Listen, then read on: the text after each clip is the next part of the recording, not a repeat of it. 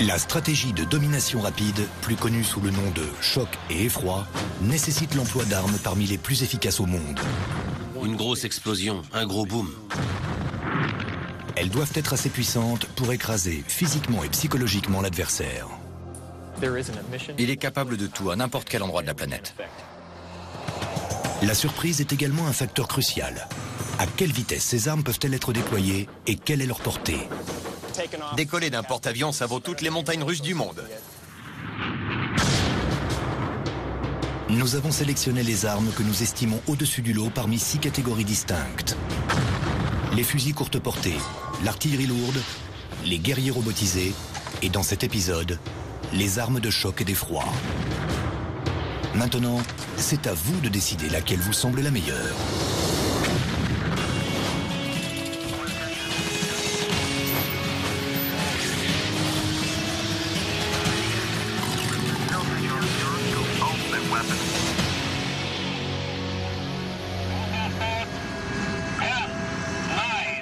Quoi de mieux qu'un compte à rebours pour commencer notre classement?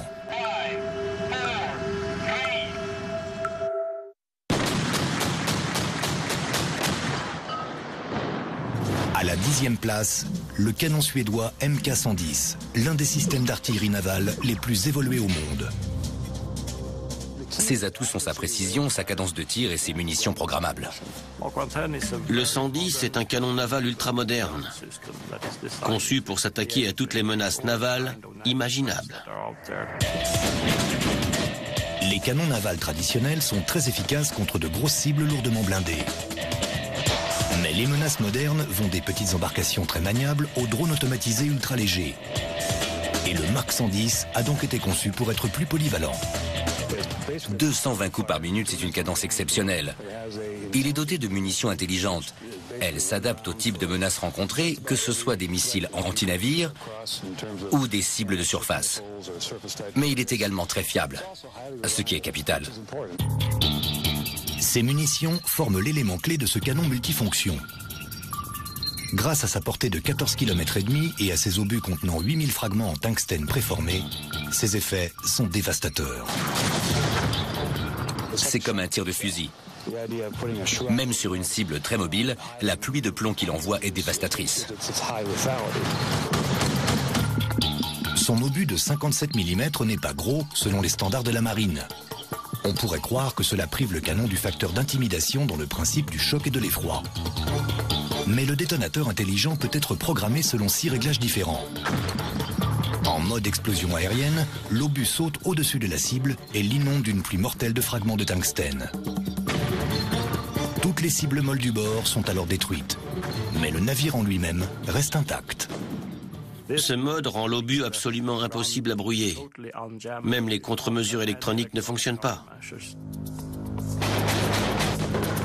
3 modes de proximité distincts utilisent un radar pour déclencher la fusée lorsque l'obus s'approche de la cible. Il perçoit les réflexions des signaux qu'il envoie devant lui. Si une cible est proche, cela déclenche la détonation. Pour les cibles fortement blindées, le mode impact fait exploser l'obus au contact pour maximiser les dégâts. Les munitions intelligentes sont le facteur crucial. Nous n'avions jamais rien vu de tel.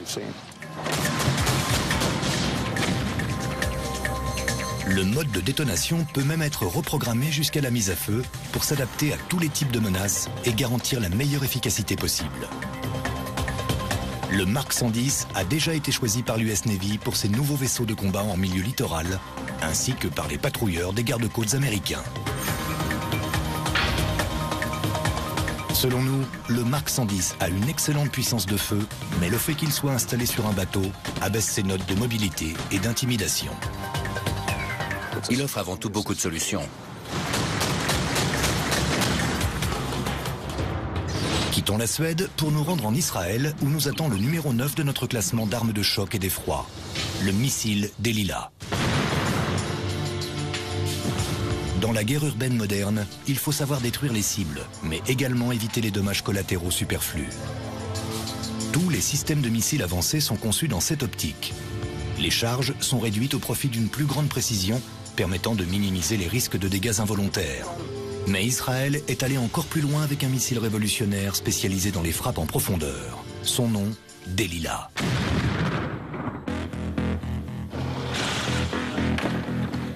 Une fois sa cible repérée, le missile Delila peut attendre la confirmation de son identité avant d'enclencher son attaque.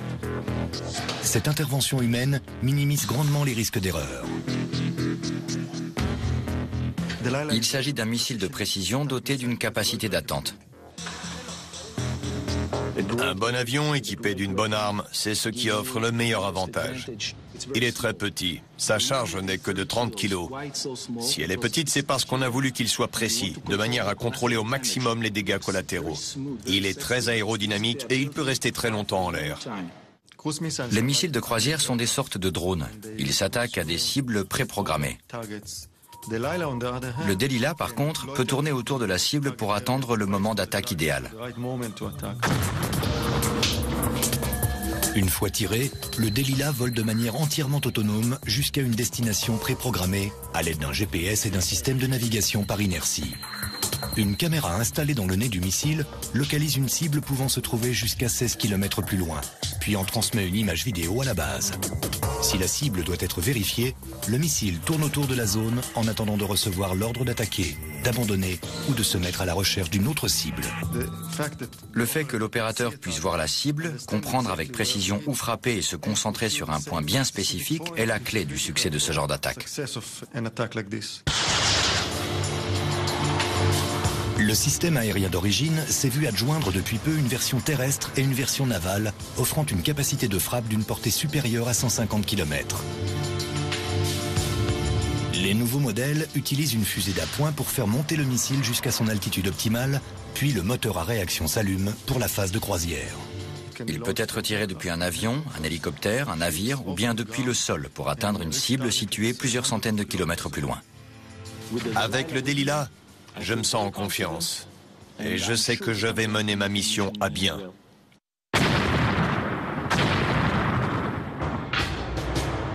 Malgré sa grande précision, la petite charge de 30 kg du Delila et sa faible portée réduisent ses capacités de choc et d'effroi.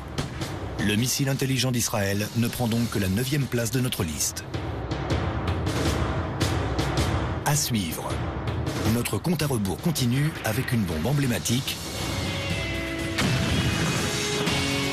mais aussi avec un avion capable de tous les exploits pyrotechniques.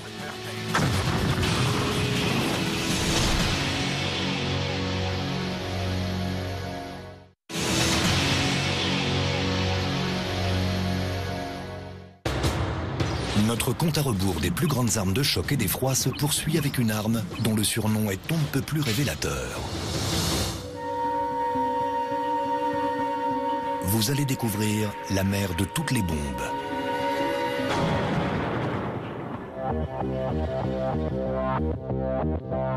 C'est en effet le surnom que ses créateurs ont donné à la Moab, ou bombe de destruction massive par souffle. Elle est incroyablement puissante. Il s'agit de l'arme conventionnelle la plus massive jamais construite, si l'on s'en réfère à la quantité d'explosifs transportés. La Moab, la plus grosse arme aérienne à guidage satellite de l'histoire, mise tout sur la puissance de feu. Ce monstre de 9 mètres de long pèse 9800 kg et contient près de 9 tonnes d'explosifs H6. Pendant les tests, certains pensaient qu'il s'agissait de petites armes atomiques. Pour le même poids, plusieurs petites détonations seraient plus efficaces. Mais la puissance destructrice d'une seule énorme explosion, ainsi que l'effet psychologique du champignon d'aspect nucléaire qu'elle soulève, sont des facteurs indéniables. Tir direct, bien joué. Vous en larguez une et vous anéantissez une cible de taille conséquente en une seule fois. C'est la spécialité de cette bombe. Et elle le fait très bien. L'impact psychologique de la Moab lui vient de l'engin qui l'a précédé, une bombe de 6800 kg appelée Blue 82. Très utilisée au Vietnam, elle était surnommée la faucheuse de Marguerite. Sa mission première était de dégager des zones dans la jungle pour créer des aires d'atterrissage d'hélicoptères. On larguait une faucheuse de Marguerite en plein milieu de la jungle pour permettre aux hélicoptères de se poser. C'était très dangereux pour toutes les personnes proches du site de l'explosion. Mais ensuite, la faucheuse de Marguerite est devenue une arme avant tout psychologique. Le premier test grandeur nature de la Moab a eu lieu sur la base aérienne d'Eglin le 11 mars 2003, 9 petits mois après le début de son développement. Elle est larguée de l'arrière d'un C-130 comme celui-ci. La rampe s'ouvre et une plateforme standard apparaît. Le parachute tombe en premier et entraîne la plateforme derrière lui. Ensuite, la bombe se détache de la plateforme et continue sa chute. Contrairement à la faucheuse de Marguerite, la Moab est dotée d'un système de guidage. Pendant son vol, qui peut se poursuivre sur plus de 5,5 km, le GPS et les gyroscopes internes guident la bombe vers la cible, au-dessus de laquelle elle explose juste avant l'impact. Les fusées touchent le sol en premier et font exploser la charge principale avant le contact. Cette détonation au-dessus du sol augmente énormément le rayon de destruction de la bombe. Cela nous permet de maximiser l'onde de choc de l'explosion. De plus, cela évite de répandre des débris du sol autour d'un point d'impact.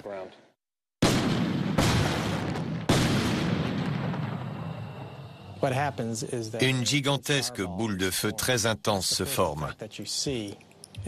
C'est le premier effet visible après la détonation, suivi par une onde de choc. Si l'on se trouve à proximité, l'explosion est fatale. Un peu plus loin, on souffrira de dégâts auditifs ou de blessures internes.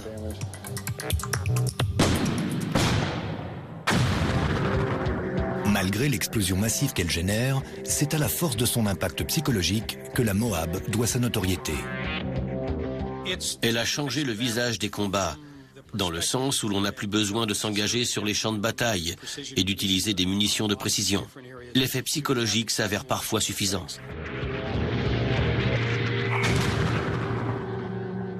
Tir direct, bien joué.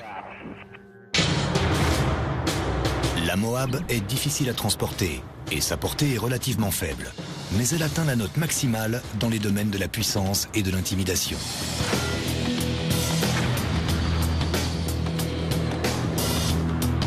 Lors des attaques par tapis de bombes pendant la Seconde Guerre mondiale ou la guerre du Vietnam, on larguait une énorme quantité de bombes sans aucun guidage, causant d'énormes dégâts à l'aveugle.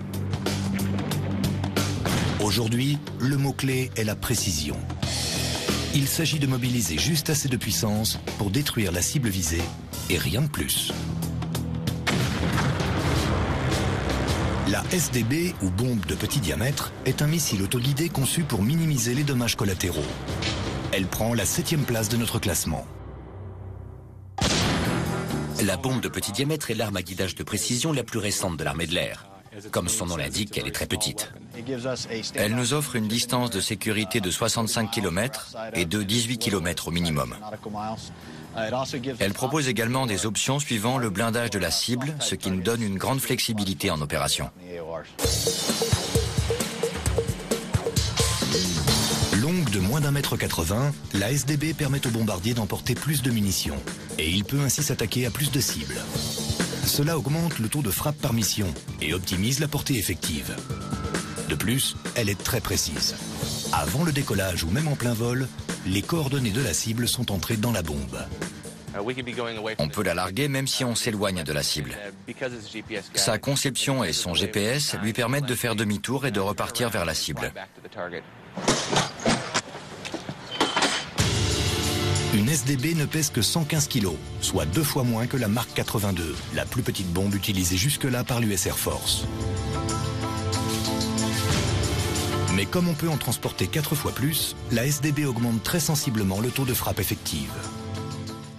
Pouvoir multiplier par 4 la force de frappe est un énorme avantage pour l'Air Force. Ces avions peuvent toucher 4 fois plus de cibles par sortie grâce à la SDB. Ce jet peut emporter plusieurs SDB. Les données nécessaires sont fournies par les détecteurs embarqués ou extérieurs, ce qui nous permet de toucher différentes cibles avec une précision millimétrique. Pour tirer le meilleur parti de cette précision, la SDB comporte moins d'explosifs que les bombes du passé. La bombe de petit diamètre nous permet de ne toucher par exemple qu'une pièce bien précise d'un immeuble, où qu'elle se trouve à l'intérieur. On peut y envoyer la SDB sans démolir tout le bâtiment. Le détonateur peut être réglé selon différents modes, de l'explosion aérienne à la détonation à l'impact. La fusée située à l'arrière de l'ogive est dotée d'un interrupteur capable de détecter le moment de l'impact. L'explosion peut être déclenchée à l'impact ou retardée, par exemple lorsqu'il s'agit de percer un blindage, pour que la bombe n'explose qu'une fois à l'intérieur de la structure. En mode retardement, la SDB peut pénétrer près d'1 mètre de béton armé avant d'exploser. Dans beaucoup de situations de combat, on doit renoncer à frapper la cible par crainte que le souffle généré par la plupart des armes modernes endommage trop de bâtiments et blesse ou tue trop de civils. La SDB minimise les dégâts collatéraux et permet donc de frapper la cible sans présenter de danger pour la population civile. Une SDB courte portée ne transporte que 20 kg de tritonal, un mélange très explosif. Et son facteur d'intimidation est donc relativement restreint. Mais sa petite taille et son faible coût permettent de multiplier par 4 sa puissance de feu.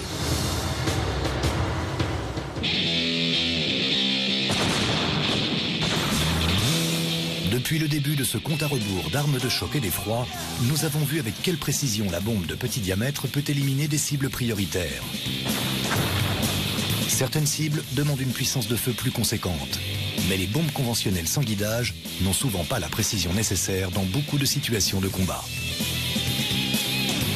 La solution à ce problème se trouve au 6e rang. Son nom, la JDAM. C'est un système qui transforme une bombe conventionnelle en bombe intelligente. Elle lui offre une grande précision et permet de toucher une cible n'importe où dans le monde avec une précision de 5 mètres. Cette arme, il ne faut jamais sortir sans. L'ennemi sait avec quelle précision on peut le frapper. La JDAM, acronyme de munitions d'attaque directe conjointe, règle un problème aussi vieux que la guerre aérienne. Pendant la Seconde Guerre mondiale, il fallait des centaines, voire des milliers de bombardiers pour détruire une seule cible. L'opération Tempête du désert a mis ce problème en exergue.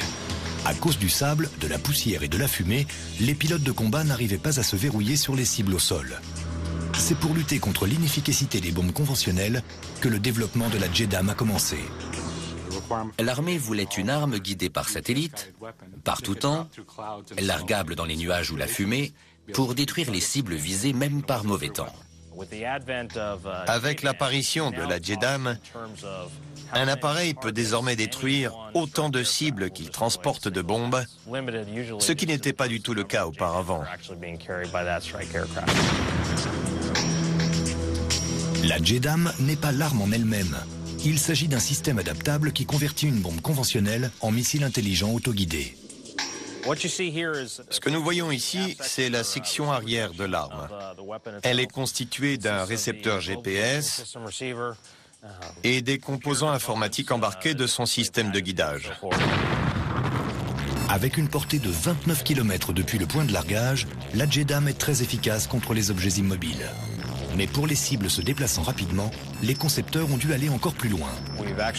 Nous avons installé une tête chercheuse laser dans le nez du système pour créer une JDAM laser.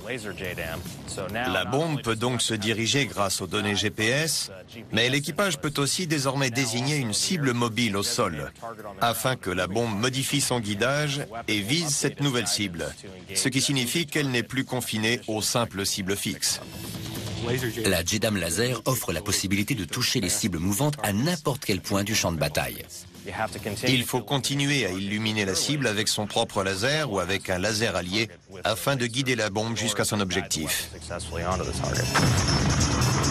Pour un coût relativement modeste, la JDAM et sa grande sœur à guidage laser, la LJDAM, ont révolutionné le domaine du bombardement. Les soldats au sol peuvent demander un appui aérien en sachant qu'en quelques minutes, une arme très précise touchera la cible qu'ils auront désignée au pilote. Cela leur offre un soutien aérien à la fois précis et rapide. Une fois la JDAM larguée, c'est la bombe qui s'occupe de tout. Autre système bon marché, la JDAM peut être combinée à une bombe pesant jusqu'à 900 kg. Sa puissance de feu est donc excellente, mais sa portée dépend de l'appareil qui la transporte. À la 5e place, on trouve la version aérienne de l'arsenal d'artillerie. Il s'agit du gunship AC-130U, surnommé le Spooky.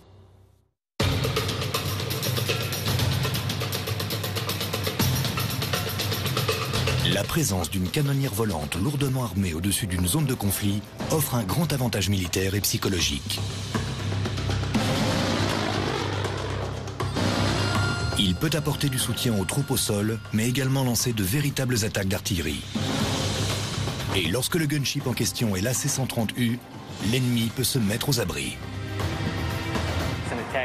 C'est un avion d'attaque dont les armes forment la force principale.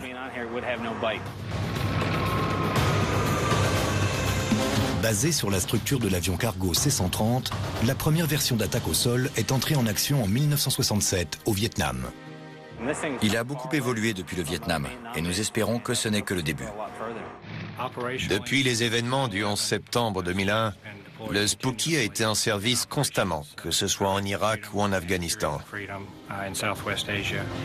C'est l'un des rares avions existants qui soit performant dans les 4 domaines d'efficacité qui sont les dégâts, l'endurance, la capacité de survie et la connectivité. À suivre, 20 000 lieues sous les mers à bord d'un sous-marin nucléaire de classe Virginia. Et de retour à l'air libre à bord du majestueux USS Eisenhower. Accrochez vos ceintures pour le vol de votre vie.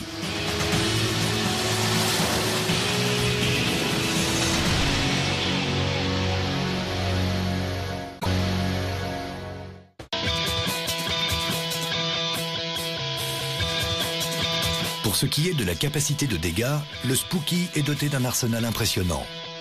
Voici notre canon de 25 mm. Nous transportons 3000 cartouches à bord. Il tire à une cadence de 1800 coups par minute. L'avantage de ces munitions à faibles dégâts collatéraux, c'est qu'elles fonctionnent aussi bien en race campagne qu'en environnement urbain. Notre canon à 350 coups minute est incroyable. Nous avons également un canon Bofors de 40 mm. Nous transportons 256 obus à bord. Sa cadence de tir est de 100 coups par minute. Les obus de 40 mm se présentent par lame chargeur de 4. C'est comme cela qu'ils sont chargés dans le canon. Voici le canon Howitzer de 105 mm, pour lequel nous disposons de 100 obus. Le chargement est manuel. Nous tirons entre 7 et 8 coups par minute. C'est mon arme préférée, à cause de l'interaction manuelle requise et de son côté spectaculaire.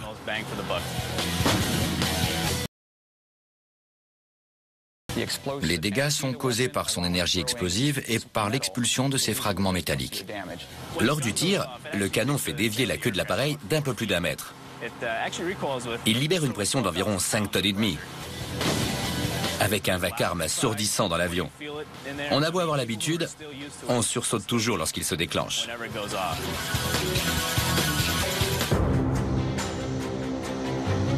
À plein, le Spooky pèse 60 tonnes. Avec ses 40 mètres d'envergure, il n'est pas facile à camoufler durant les opérations de soutien aérien. Nous évoluons généralement dans des situations de danger moyen à faible, adaptées aux capacités de l'avion. Les sorties s'effectuent principalement de nuit, car l'obscurité nous camoufle et donc nous protège. Lorsqu'il se verrouille sur une cible, le Spooky dispose d'un double contrôle de tir, qui double donc le danger pour l'ennemi au sol. Cela permet de suivre 2 cibles à la fois. Et donc d'être prêt à tirer sur 2 menaces potentielles. L'équipage se repose aussi sur une communication incessante avec le sol. Cette nuit, nous nous entraînons à diriger la puissance de feu de l'AC-130 sur la cible. Nous la coordonnons de différentes manières, tout d'abord en communiquant, mais aussi de différents moyens de repérage, du pointeur aux lunettes infrarouges. Cela me permet de voir la cible et de relayer ce que je vois sur le champ de bataille à l'avion, pour que nous soyons sur la même longueur d'onde. Roger, cible détruite, stand-by. On forme tous une très bonne équipe. On essaie d'intervenir au sol là où les gars en ont besoin. Le but premier de l'AC-130, c'est de sauver les vies de nos soldats. Le Spooky ne sert pas seulement à tuer l'ennemi, il est aussi là pour nous protéger. La canonnière volante AC-130 obtient de bonnes notes pour la mobilité, la portée, la puissance de feu et l'intimidation.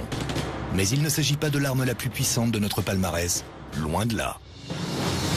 Nous avons déjà passé en revue plus de la moitié de notre sélection de systèmes de choc et d'effroi. En 4e place, voici l'USS Texas, auquel il vaut mieux ne pas se frotter. Il s'agit du 4e bâtiment de l'US Navy à porter ce nom. Mais c'est le premier sous-marin nucléaire de classe Virginia. Ce sous-marin représente ce qui se fait de mieux en matière de technologie. Ce géant des profondeurs est long comme une fois et demie un Boeing 747 et il pèse près de 8000 tonnes. Cela ne l'empêche pourtant pas de réaliser des opérations secrètes en eau côtière peu profondes et de bénéficier de l'effet de surprise.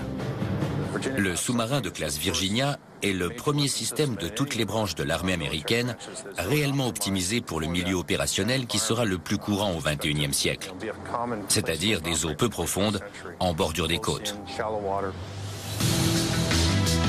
Même à 25 nœuds, le Texas est plus silencieux que la plupart des sous-marins avançant à 5 nœuds. Des mesures de furtivité telles qu'un revêtement spécial sur la coque et des amortisseurs sous les planchers lui offrent une discrétion insurpassable. Grâce à leur capacité d'évolution quasi indétectable en terrain ennemi, les sous-marins ont toujours été une excellente arme d'espionnage. Mais la majeure partie des innovations sont beaucoup plus techniques. La salle de contrôle contient énormément d'écrans d'ordinateur. Il n'y a plus aucun compteur, plus aucune jauge analogique.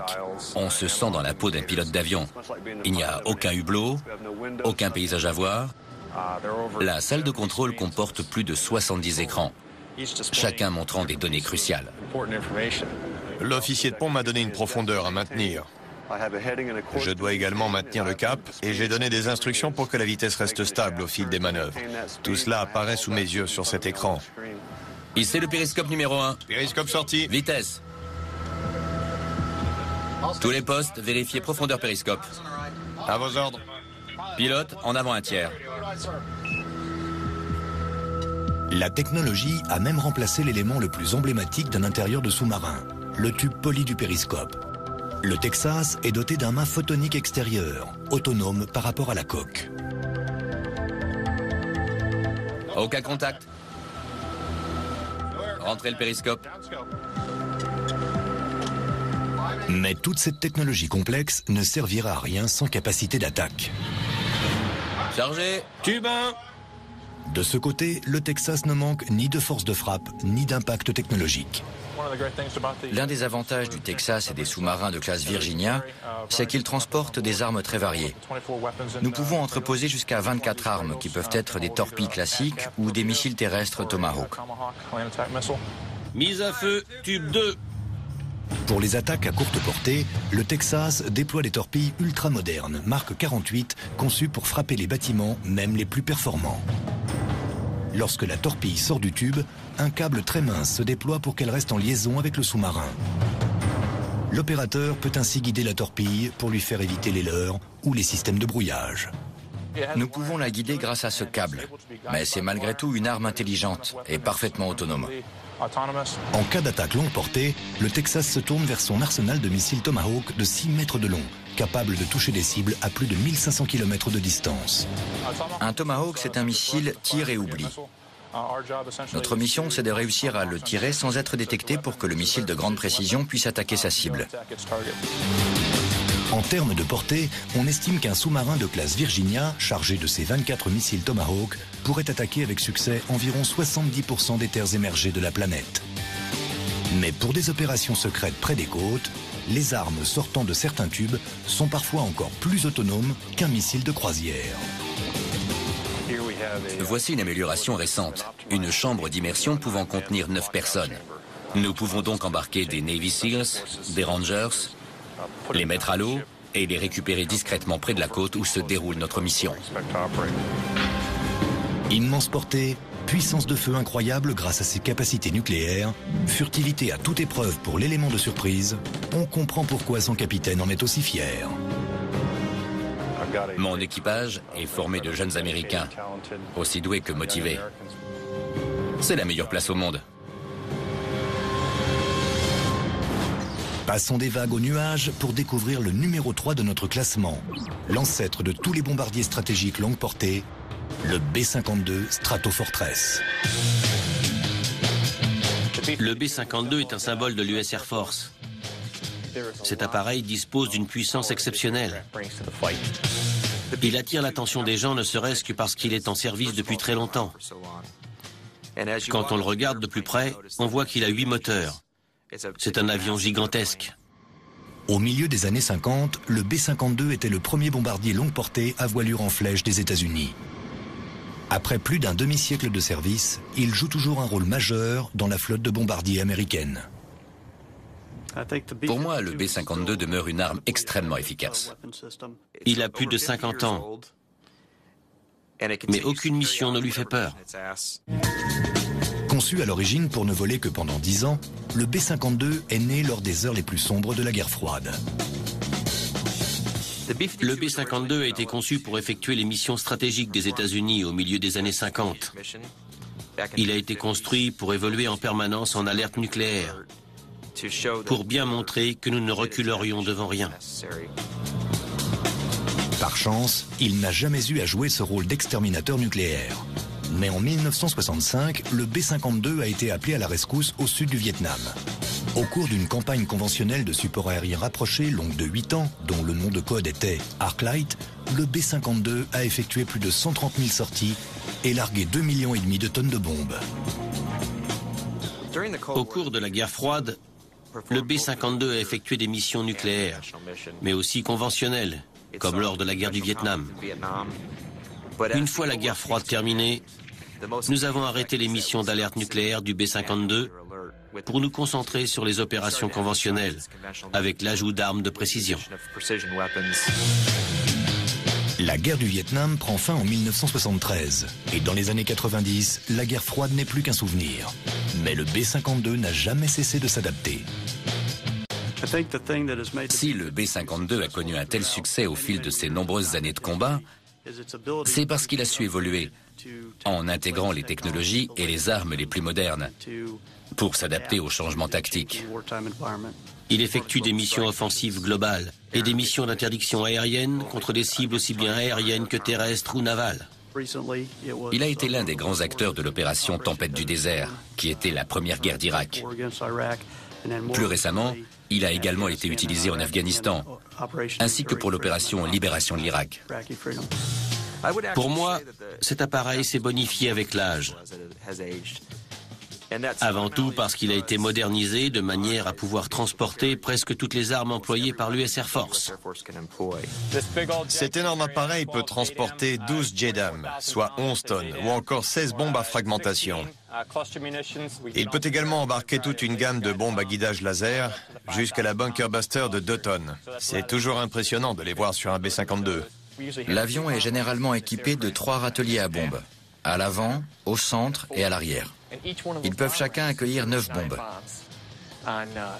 Multiplié par 3, cela fait une capacité de 27 bombes de 200 kg.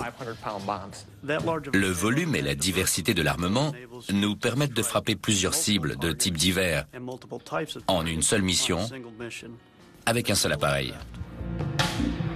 Même s'il s'apprête à souffler ses 60 bougies, le B-52 est encore loin de la retraite. C'est un excellent système d'armement. Sa technologie embarquée évolue constamment afin qu'on puisse participer efficacement au combat. Il n'entre pas dans le top 2, mais le B-52 obtient de bons scores en portée, en mobilité, en puissance de feu et en intimidation. Ce mastodonte aux dents acérées mérite entièrement sa réputation de monstre du ciel. Il est capable de tout à n'importe quel endroit de la planète. Je crois que le B-52 a un brillant avenir dans l'US Air Force. À suivre, découvrez les 2 lauréats de notre classement des armes de choc et d'effroi. Le choix a été difficile. Serez-vous de notre avis ?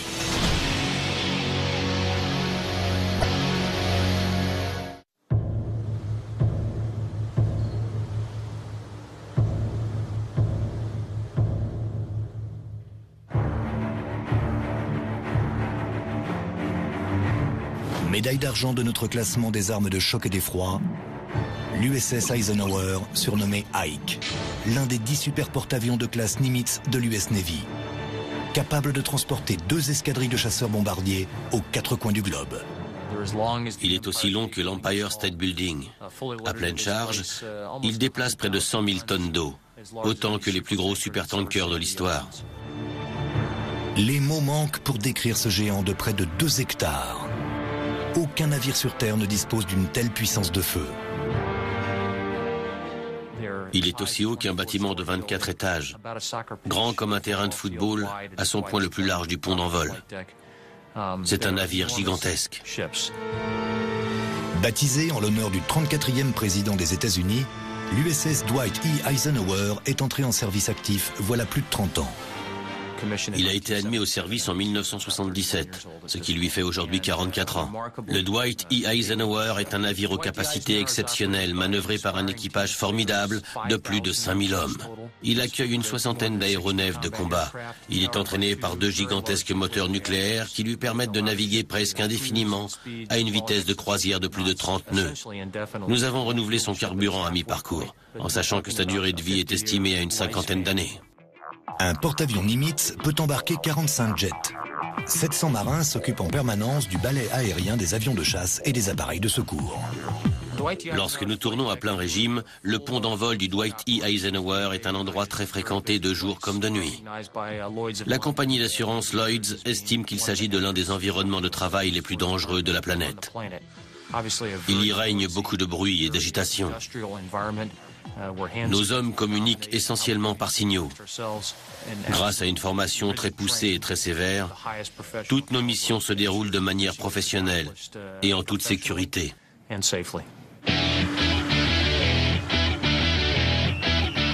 Les avions sont hissés sur le pont d'envol grâce à 4 monte-charges géants. Ils sont ensuite catapultés pour passer de 0 à 300 km/h en 1 seconde et demie. Décoller d'un porte-avions, ça vaut toutes les montagnes russes du monde.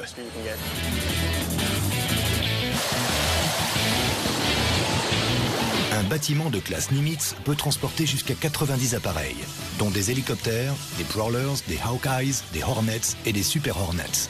Les Super Hornets et les Hornets sont des appareils extrêmement performants. Ils peuvent réaliser des missions de suprématie aérienne, comme des chasseurs classiques, mais également des missions de frappe en tout genre, d'interdiction aérienne ou de soutien dans une situation de combat naval de surface.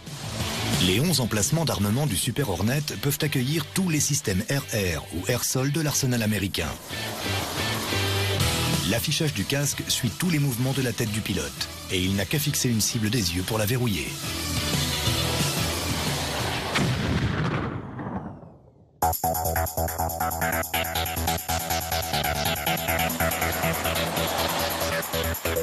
Quant au porte-avions en lui-même, son plus gros défaut tient à sa taille, qui en fait une cible aisément repérable.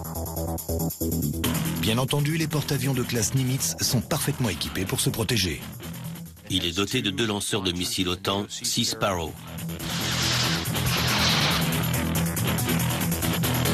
ainsi que de 2 lanceurs d'un missile américain à plus courte portée, mais extraordinairement efficace contre les missiles de croisière. Si l'on ajoute à cela nos 32 mesures d'attaque électronique et notre système de brouillage, on voit que le navire est parfaitement à même de se défendre contre tout type de menace aérienne.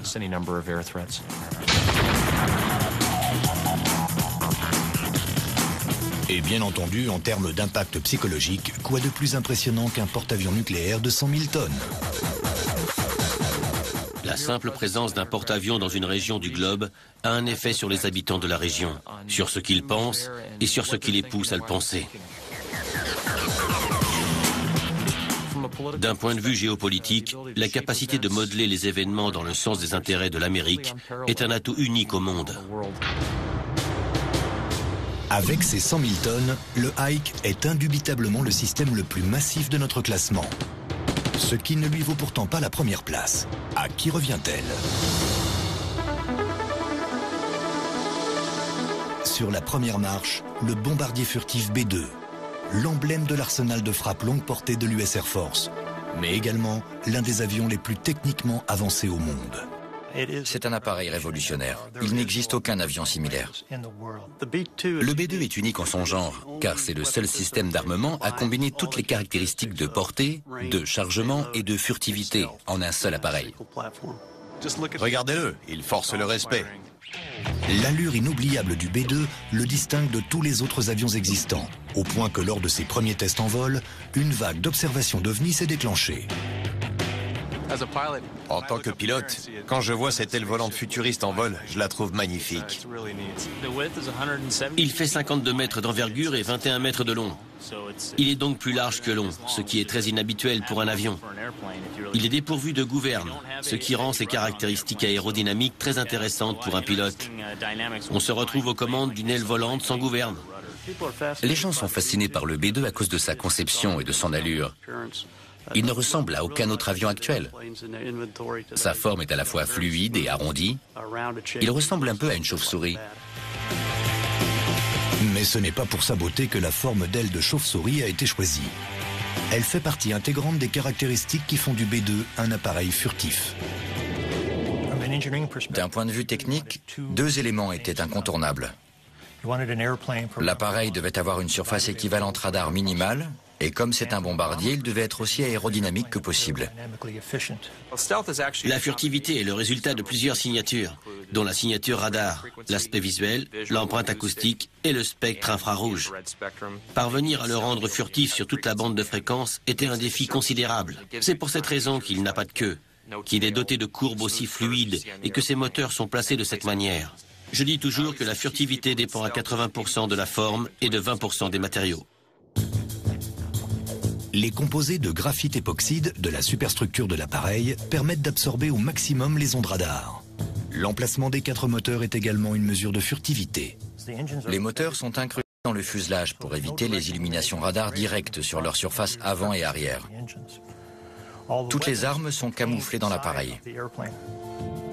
Sa furtivité peut faire croire que l'élément de surprise est la plus grande arme du B2, tant que l'on n'a pas vu son armement.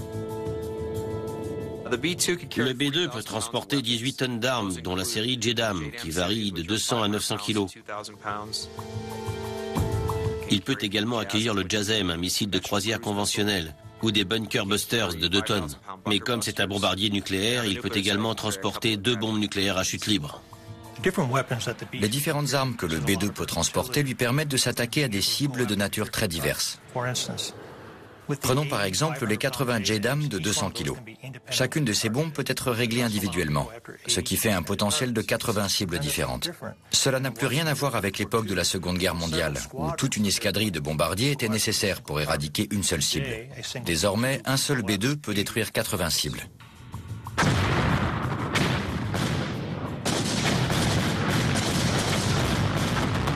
La vitesse subsonique du B2 le rend très économe en carburant.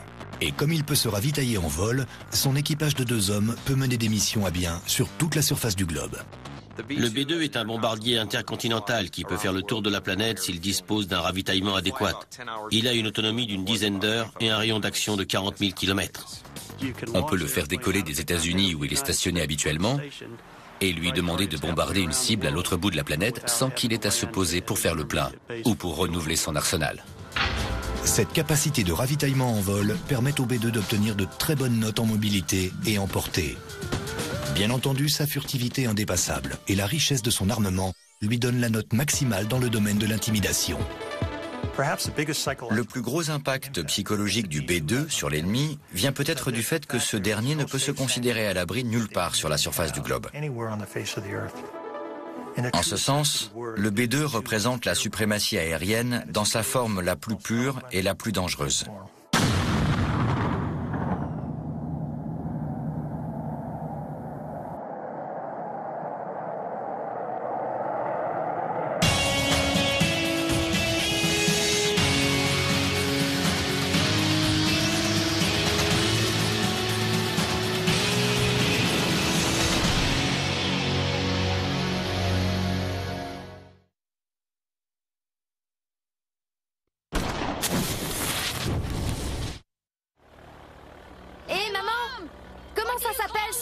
Déjà. C'est le marshalling. C'est le marshalling. Marshalling. J'arrête, je dois te faire pivoter.